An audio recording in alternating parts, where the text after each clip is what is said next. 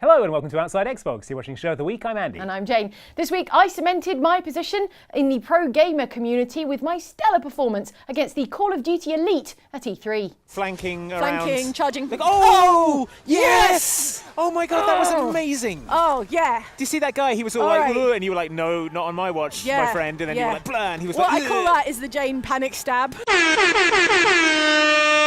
Oh, I remember. Yeah, so now I'm getting into the lucrative world of professional esports coaching, starting with the patented Jane panic stab system. Patent pending. Yeah, for the one-off low price of $19.99. I will send you a pamphlet explaining how you can pull off this unbeatable MLG tactic. Is that what this is about?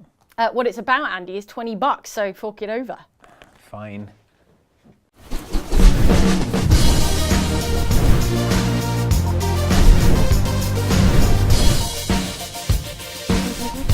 Well, luckily they also had the kind of games that I enjoy at E3. What, was it some kind of cowboy dress-up game? No. Well, what was it then? Hello? Sebastian, are you there? Actually, Jane, I meant The Evil Within 2. See, my interests extend beyond cowboy dress-up to games that are the sequel to 2014's survival horror nightmare generator, The Evil Within.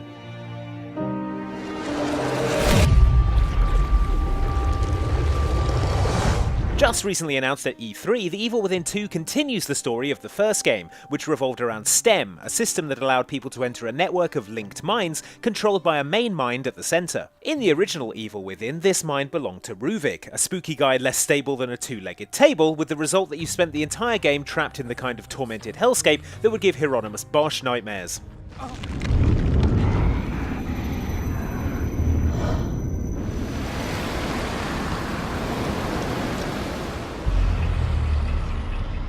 Set 3 years after that game, The Evil Within 2 once again follows Detective Sebastian Castellanos, only this time he's on a much more personal quest than before. Sebastian is now at rock bottom on account of how nobody believes his story of his experiences in the first game. To be fair, the story "I was in a Resident Evil house with brain surgery for locks" is a tough sell, Seb. Don't take it to heart.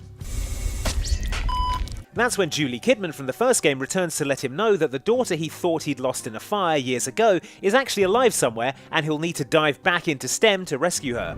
You're gonna need to go back into STEM. Again.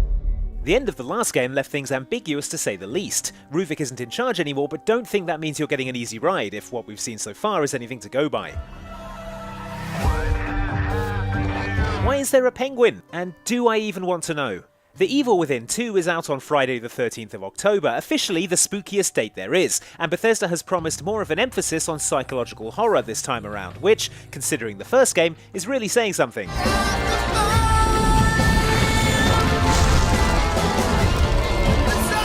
At any rate, it looks like it won't be short on scares. Just know that you'll be getting my electricity bill when I have to leave the lights on 24/7, Bethesda.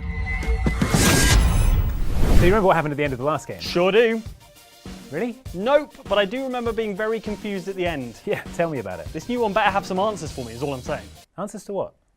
You didn't find what you were looking for because they didn't want you to.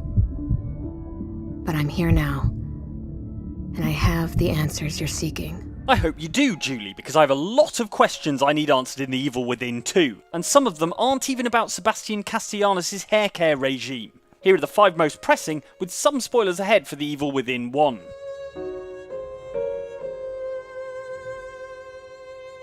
You'll remember Ruvik as the bad guy in the original Evil Within.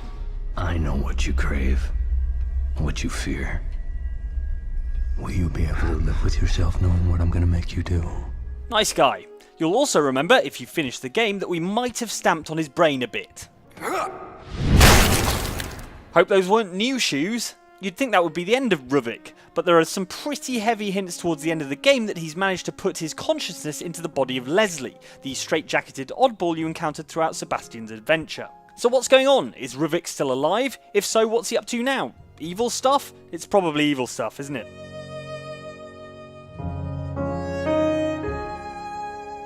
The plot of The Evil Within 2 involves Sebastian going back into STEM, the big brain-linking project that in the first game was controlled by Ruvik.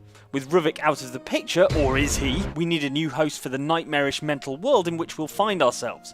According to returning character Julie Kidman, that host is none other than Sebastian's daughter Lily, who we were led to believe died in a house fire. We staged her death. We used her mind to create another STEM system. And now she's trapped inside it. Lily needs you. This is your chance to save her. To get back what you lost. We know what a world shaped by Ruvik's subconscious looks like, but what can we expect from a world shaped by the mind of a child? If you were hoping for something a bit more PG, then you're out of luck if the trailers so far are anything to go by. Lily?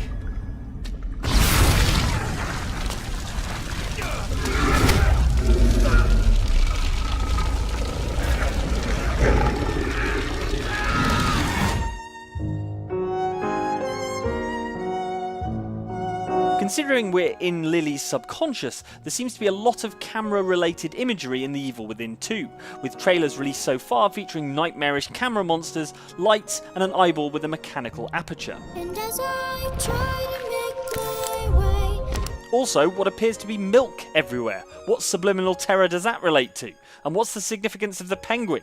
Was it a beloved stuffed toy? A memory of a trip to the zoo? I'm guessing nothing good either way.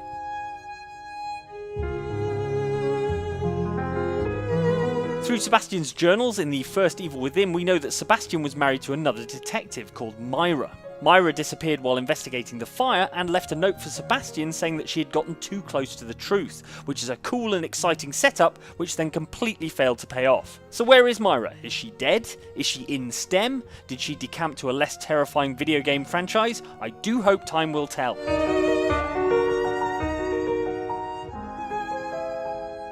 For our money, the most terrifying monster in The Evil Within was Reborn Laura, a nightmarish vision of Ruvik's sister Laura who, coincidentally enough, died in a fire, much like Lily was supposed to have done.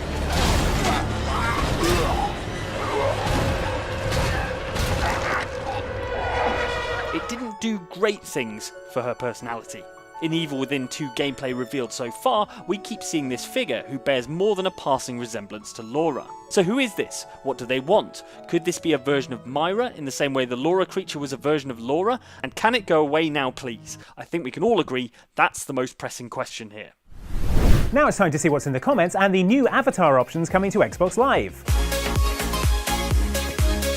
Rideable unicorn with customizable main colours. They got my letters! First up this week, your comments about last week's show, which looked at Shadow of War and the Tolkien games less enjoyable than getting your head stuck in the crack of Mount Doom. Shadow of War increases the scope of the Nemesis system hugely, applying it to your allies as well as your foes, and though orcs and subtlety don't usually go hand in hand, developer Monolith is adding much more nuance to the personalities of individual Uruk-hai. Max Littlewood loves the game's nuanced approach, adding much more nuance. We bring war! Loving those subtle characteristics. No more talk!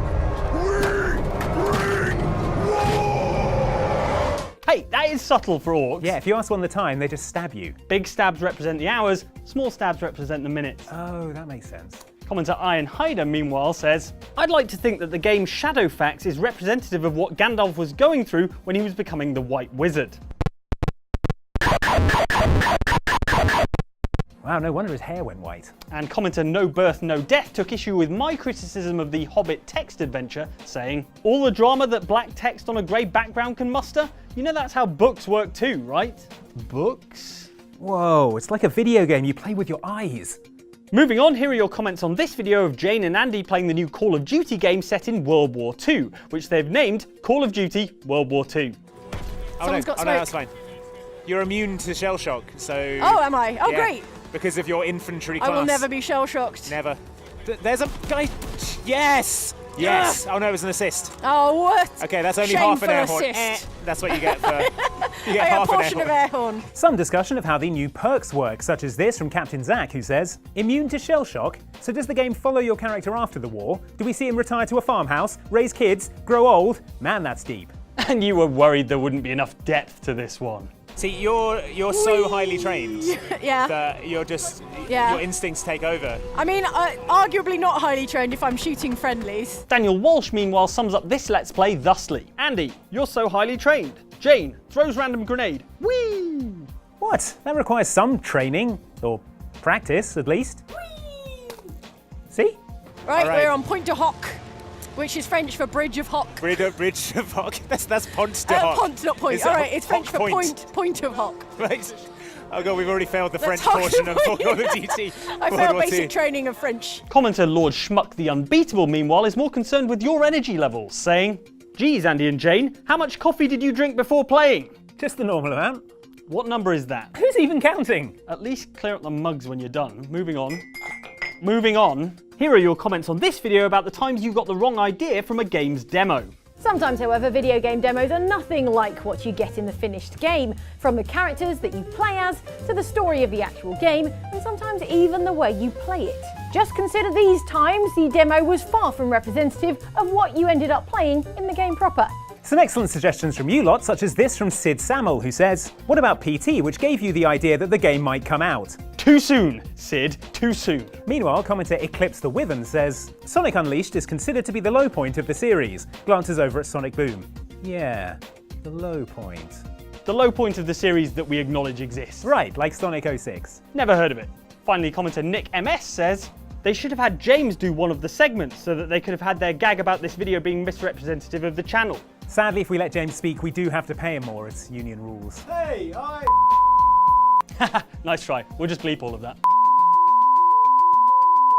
Well, we'll definitely have to bleep that. I'm going to head back in. What are you going to do? Oh, I sent off for Jane's panic stabbing pamphlet and now I'm a Call of Duty pro, so I was going to sneak up on her and thank her. That's a good idea. I think she's polishing her knives right now. Perfect time to surprise her. I'll see you later. That's it for Show of the Week, but before you go, can I interest you in my follow-up pamphlet, which introduces the patented Jane Panic Press the Like button system. That sounds great, but how does it work? You panic, and then you press the like button as a defensive reflex. So easy. Yeah, and anyone can do it. Could the people at home do it right now? I believe in them. Thanks for watching. We'll see you next time. All right, lunch. I can't, Andy. Now that I'm a pro gamer, the only thing I consume is energy drinks that sponsor me. Yeah, let's get lunch.